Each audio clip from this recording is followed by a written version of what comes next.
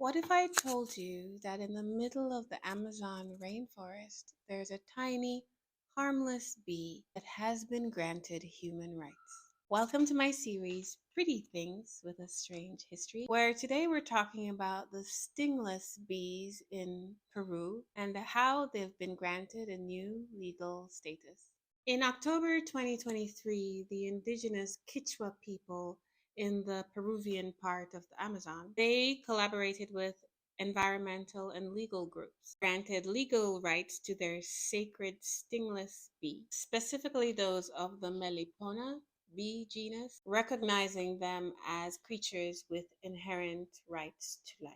They have the right to thrive in their own habitat, and they even have the right to be legally represented at proceedings. Imagine a prosecutor if arguing on behalf of a bee. But you may ask, why this specific stingless bee? It's because they are the unspoken heroes of the Amazon. They are responsible for pollinating up to 90% of the plants of the Amazon. Thanks to this bee, the Kichwa people and many others, they owe their medicine, their food supply, and frankly, many aspects of their life to this bee. But here's where things are getting a little tricky. The habitat of this very important insect is being decimated by deforestation, mining, and illegal logging. But some of us may ask, how do you enforce bee rights? This ruling is revolutionary and one of the first of its kind. So lawmakers are kind of watching what will happen. But in essence,